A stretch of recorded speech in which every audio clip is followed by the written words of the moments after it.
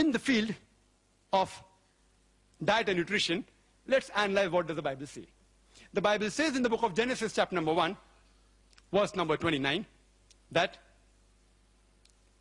God has given you all the herbs bearing seeds, the trees bearing fruits, those that bear seed, as meat for you. New International Version says, the seed-bearing plant and the trees bearing fruits, bearing seeds, are food for you, all of them. Today, even a layman knows that there are several poisonous plants like wild berries, strychnine, datura, plants containing alkaloid, oleander, buckeye pod, that which if you ingest, if you eat, there are high possibilities you may die. How come the creator of the universe and human beings doesn't know that if you have these plants you will die? I hope Dr. William Campbell doesn't give this vegetarian diet to his patients. The Bible has a scientific test how to identify a true believer. It's mentioned in the Gospel of Mark, chapter number 16, verse number 17 and 18. It says that there will be signs for true believers, and amongst the signs, in my name, they shall cast out devils. They shall speak foreign tongues, new tongues. They shall take up serpents. And if they drink deadly poison, they shall not be harmed. And when they place their hand over the sick, they shall be cured. This is a scientific test. In scientific terminology, it's known as the confirmatory test for a true Christian believer. In the past 10 years of my life, I have personally interacted with thousands of Christians, including missionary. I have not come across a single Christian who has passed this confirmatory test of the Bible. I have not come across a single Christian who took poison. I have not come across any who took poison and who has not died. And in scientific terminology, this is also called as a falsification test. That means if a false person tries and does this test, takes poison, he will die. And a false person will not dare attempt this test. If you are not a true Christian believer, you will not dare attempt this test. Because if you try and attempt the falsification test, you will fail. So a person who is not a true Christian believer will never attempt this test. I have read the book, the Quran, the Bible in the light of history and science, written by Dr. William Campbell. And I assume that he is a true Christian believer. And at least I would like him to confirm to me about the falsification test.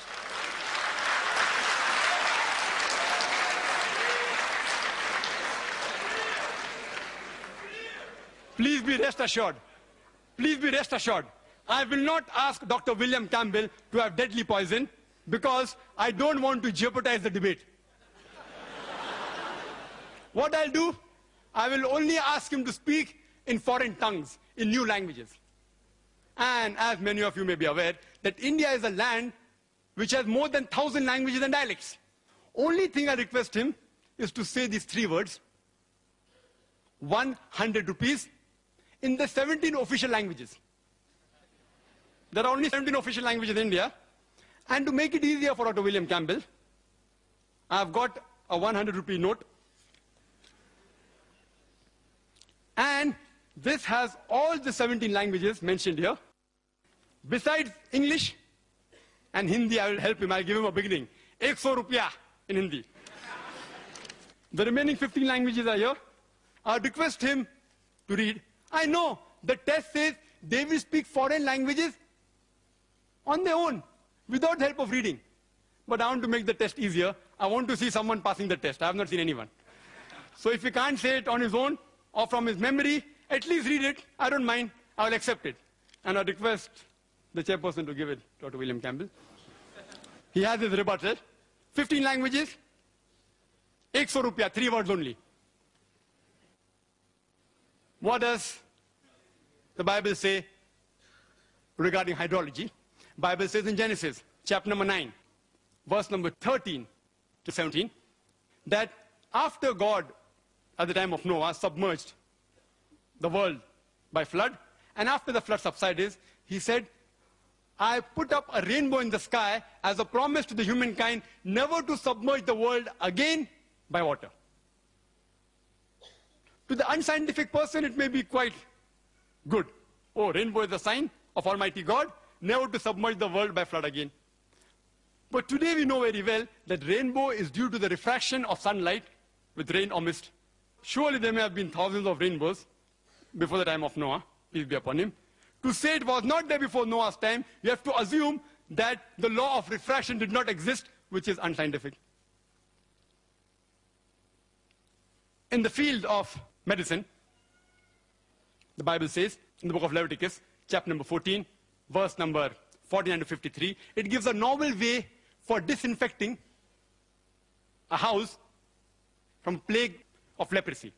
Disinfecting a house from plague of leprosy. It says that take 2 birds, kill 1 bird, take wood, scarlet, hyssop, and the other living bird, dip it in water, and under running water, later on, sprinkle the house 7 times with it. Sprinkle the house with blood to disinfect against plague of leprosy? We know blood is a good media of germ, bacteria, as well as toxin. I hope Dr. William Campbell doesn't use this method of disinfecting the OT, the operation theater. It's mentioned in the book of Leviticus, chapter number 12, verse number 1 to 5. And we know medically that after a mother gives birth to a child, the postpartum period, it is unhygienic. To say it's unclean religiously, I've got no objection. But Leviticus chapter number 12, verse number 1 to 5 says that after a woman gives birth to a male child, she will be unclean for 7 days. And the period of uncleanliness will continue for 33 days more. If she gives birth to a female child, she'll be unclean for 2 weeks, and the period of uncleanliness will continue for 66 days. In short, if a woman gives birth to a male child, a son, she is unclean for 40 days. If she gives birth to a female child, a daughter, she is unclean for 80 days. I would like Dr. William Campbell to explain to me scientifically, how come a woman remains unclean for double the period if she gives birth to a female child as compared to a male child? The Bible also has a very good test for adultery. How to come to know a woman has committed adultery? In book of Numbers, chapter number 5, verse number 11 to 31. I'll just say in brief. It says that the priest should take holy water in a vessel, take dust from the floor and put it into the vessel, and that's the bitter water. And after cursing it, give it to the woman. And if the woman has committed adultery, after she drinks it, the curse will enter her body, the stomach will swell, the thigh will rot, and she shall be cursed by the people. If the woman has not committed adultery, she will remain clean and she will bear the seed. A novel method of identifying whether a woman has committed adultery or not. You know, today in the world, there are thousands of cases pending in different parts of the world, in different courts of law, only on the assumption that someone has alleged that the woman has committed adultery. I had read in the newspapers, and I came to know from the media that the president of this great country, Mr. Bill Clinton, he was involved in a sex scandal about 2 years back. I wonder that why didn't the American court use this bitter water test for adultery? He would have gone scot-free immediately.